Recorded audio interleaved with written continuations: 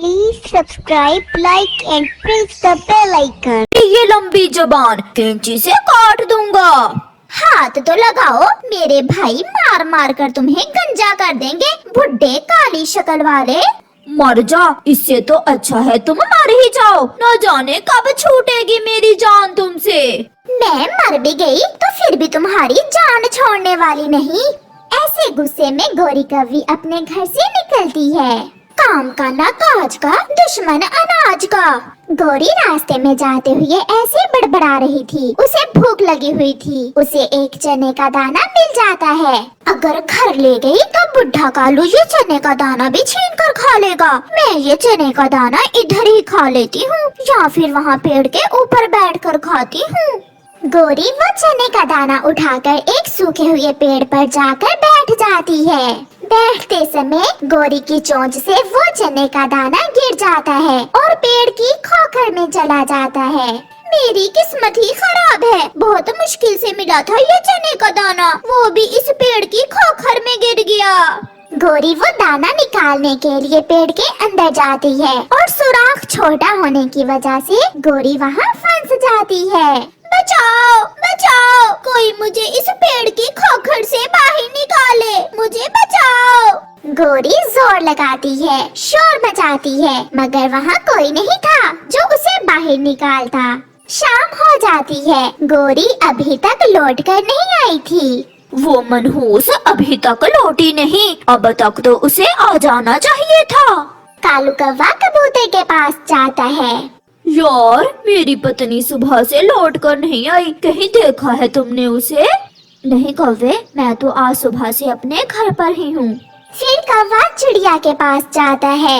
हाँ कौवे भैया, आज सुबह गौरी बहुत गुस्से में कुछ बोलती हुई उस दिशा में जा रही थी। अभी तक नहीं लौटी, न जाने कहाँ चली गई है। रात का अंधेरा बढ़ जाता है और कालू कौवा भी अपने घर चला जाता है। अभी तक नहीं आई, कहीं कहीं गौरी। कुछ सोचकर कालू कौवा नाचने लगता है। वो छलांगे लगाता है। मर गई गौरी, मर गई, मेरी जान छूट गई। अब मैं किसी सुंदर और समझदार कवि से शादी करूंगा जो मेरा ख्याल रखेगी। ऐसे खुशी खुशी कालू कौवा सो जाता है। गौरी भी पेड़ की खोखर में बैठी रो रही थी। वो कालू का बच्चा तो आज बहुत खुश होगा, दूसरी शादी का सोच रहा होगा। अगर मैं सच में मर गई तो कालू की मन की मुराद पूरी हो जाएगी।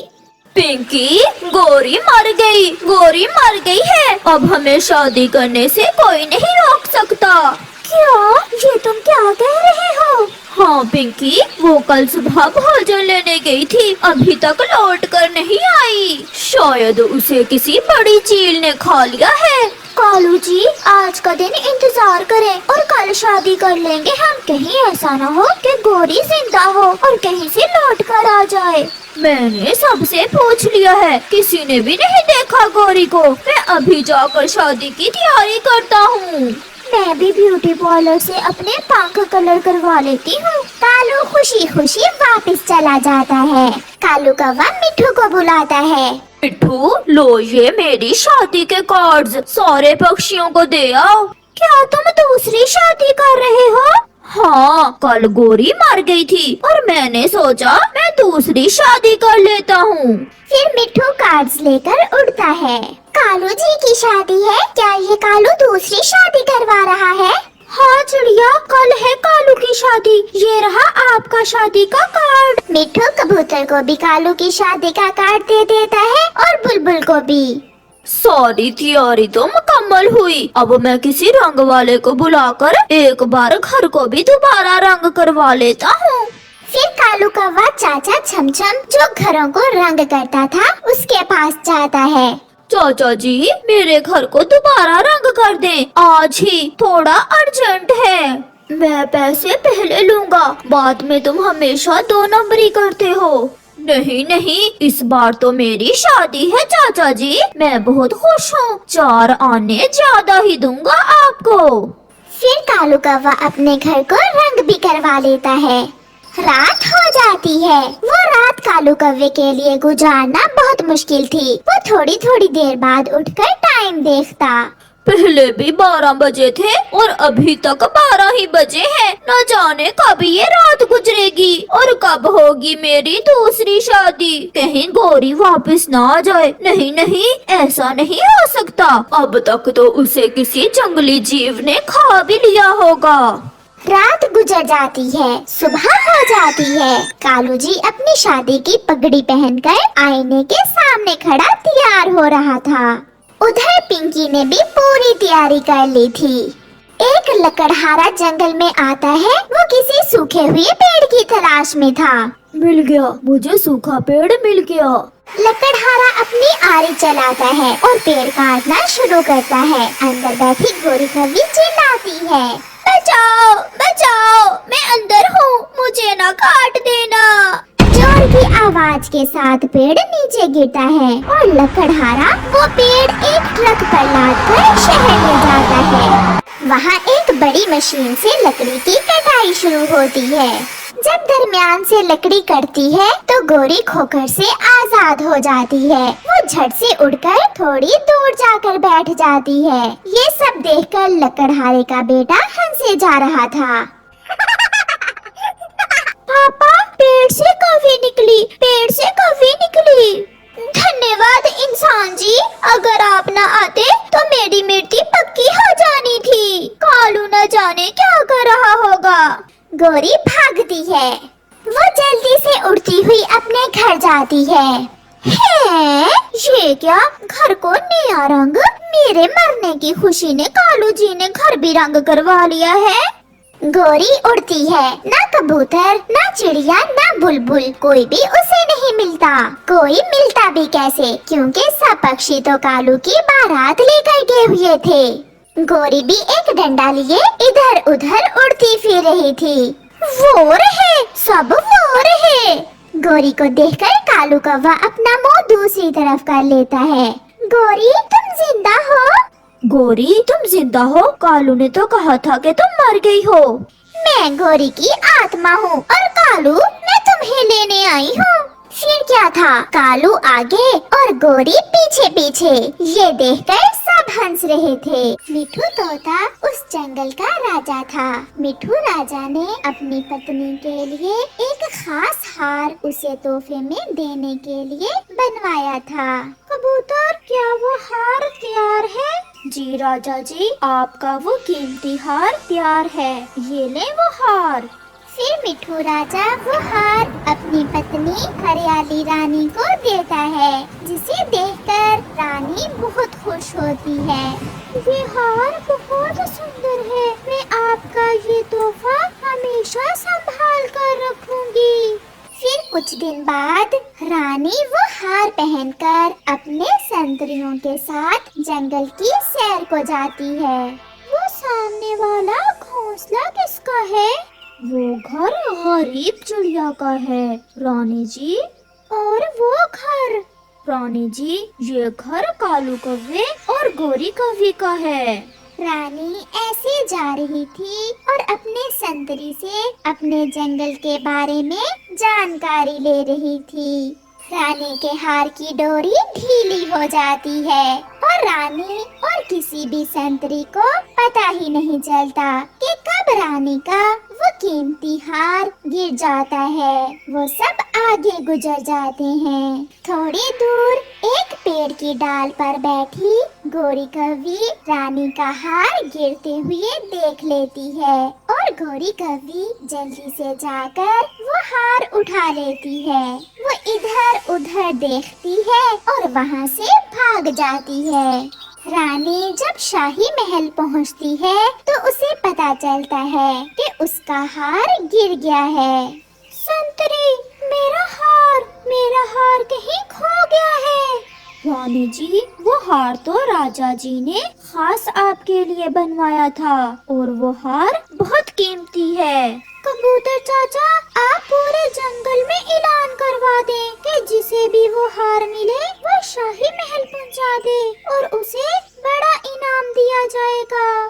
कालू, मेरी तो किस्मत जाग गई, रानी का हार मुझे मिला है, मेरी बचपन की इच्छा पूरी हो गई। मैं तो सपनों में ऐसा हार देखा करती थी जैसा ऊपर वाले ने मुझे दे दिया। ये कोई आम हार नहीं है, ये रानी का हार है। संतरी इस हार को ढूंढ रहे होंगे। अच्छा यही है, तुम ये हार रानी को वापस कर दो, अगर पकड़े गए तो बहुत मार पड़ेगी हमें।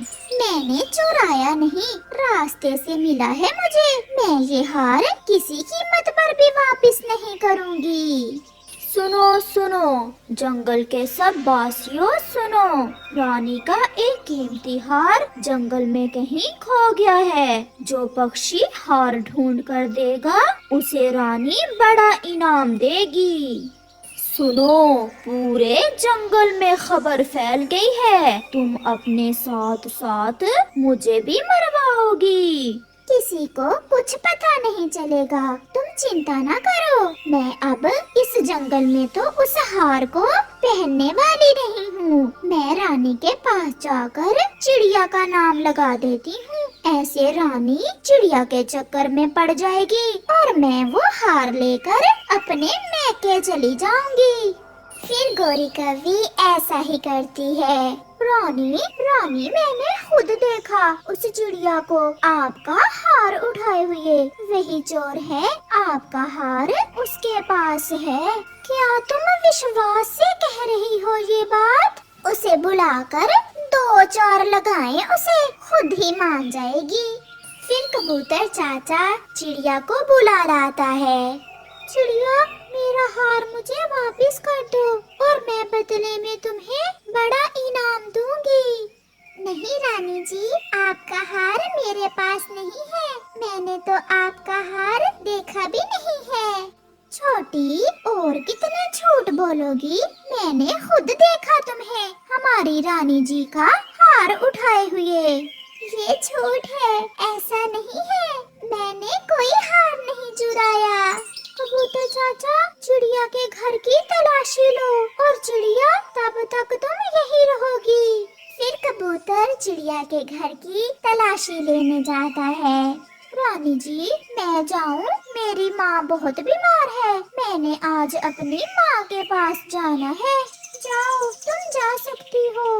कबूतर चिड़िया के सारे घर में देखता है, मगर हार तो वहाँ था ही नहीं। हार तो गोरी कवि के पास था। फिर कबूतर वापस चला जाता है। रानी जी, चिड़िया के घर में हार नहीं है। रानी जी, अगर इल्जाम मुझ पर लगा है तो मैं ही आपका हार ढूंढूंगी। आप मुझे कुछ दिन का समय दें। अगर आप मेरा हार ढूंढ लाओ तो मैं आपको बड़ा इनाम दूंगी। फिर चिड़िया वहाँ से चली जाती है। कालू जी, चिड़िया तो फंस गई। रानी आज बड़े डंडे से मारेगी चिड़िया को और मैं ये हार लेकर जा रही हूँ अपनी माँ के पास। ध्यान से जाना और ये हार पोटली में रख लो, कोई देख ना ले। फिर गोरी कवि रानी का वो हार एक पोटली में रखकर अपने घर से निकल जाती है। पेड़ों के पीछे छुपी चिड़िया भी गोरी कवि पर नजर रखे हुए थी। इसे आज ही अपनी माँ के पास क्यों जाना है? दाल में कुछ काला तो है। मैं इसका पीछा करूँगी और सच रानी के सामने लाऊंगी। ऐसा सोचते हुए चिड़िया गोरी कवि के पीछे जाती है। गोरी तेज उड़ती हुई अपनी माँ के घर पहुँच जाती है। माँ कैसी हो? और छोटी तुम कैसी हो? हम तो ठीक है बेटी, मगर इस पोटली में क्या है? आहिस्ता बोलो माँ। इस पोटली में रानी का हार है, बहुत कीमती है ये हार। मैं ये हार कुछ दिनों के लिए आपके पास रखने आई हूँ। क्या तुमने चोरी किया है रानी का ये हार? नहीं माँ, मुझे तो रास्ते से मिला था, मगर मैं अब ये वापस नहीं करूँगी। जब बात पुरानी हो जाएगी तो मैं ये हार आपसे ले जाऊंगी। चिड़िया भी गोरी की माँ के घर से थोड़ी दूर छुपी बैठी थी। गोरी जरूर वो हार अपनी माँ के पास छुपाने आई होगी। मुझे अपनी सच्चाई साबित करने के लिए रानी का हार हर कीमत पर ढूंढना होगा। बड़ी, ये हार तो बहुत सुंदर है, मैं एक बार पहन कर देख लूं। पहन लो, मगर ये हार पहनकर बाहर न जाना, कोई देख ना ले ये हार। फिर गोरी कौवी की छोटी बहन वो हार पहनकर खुद को आईने में देखती है। सच में बड़ी, ये तो बहुत कीमती और सुंदर हार है। शाम हो जाती है, चिड़िया भी शाम के अपने घर वापस चली जाती है और गोरी भी अपनी माँ के घर में ही सो जाती है। मैं कल सूरज निकलने से पहले ही गोरी के पीछे जाऊंगी, वो जरूर कल वो हार पहनकर निकलेगी या फिर वो हार बेचने जाएगी। चिड़िया ऐसा सोचते हुए सो जाती है। सुबह हो जाती है, गोरी और उसकी माँ अभी तक सोई हुई थी, जबकि गोरी की छोटी बहन जाग जाती है और वो हार पहनकर शीशे के सामने बैठी हुई थी। बड़ी बहन के सोए सोए मैं ये हार अपनी सहेली को दिखा कर आती हूँ, मेरी सहेली ये हार देखकर बहुत खुश होगी। गोरी की छोटी बहन वो हार पहनकर घर से निकल जाती है। घर से निकलते ही चिड़िया उसे और उसके गले में वो हार देख लेती है। तो मेरा शक ठीक निकला, ये तो रानी का ही हार है। फिर चिड़िया जल्दी से वापस जाती है और कबूतर को साथ लेकर आती है। गोरी की छोटी बहन अपनी सहेली के पास बैठी हुई गप्पे लगा रही थी। मेरी बहन के पास इस तरह के 3 हार हैं। मेरे जीजा जी बहुत अमीर हैं। कालू है उनका नाम, कालू। सहेली, एक बार मुझे भी देना, मैं भी ये हार पहनकर देखना चाहती हूँ। चिड़िया और कबूतर भी वहाँ पहुँच जाते हैं। लाओ, ये हार मुझे दे दो। और गोरी कहाँ है? उसे तो अब रानी ही पूछेगी। गोरी बहन तो घर में है, हार पकड़ा गया। अब गोरी बहन मुझे बहुत मारेगी। फिर चिड़िया और कबूतर वो हार लेकर वापस रानी के पास जाते हैं। तो ये काम गोरी कौवी का था। संतरी, जाओ और गोरी को पकड़ कर लाओ। संतरी जाते हैं और गोरी को पकड़ कर लाते हैं। गोरी चोरी कभी छुपती नहीं है, एक ना एक दिन पकड़ी ही जाती है। Please subscribe, like and press the bell icon.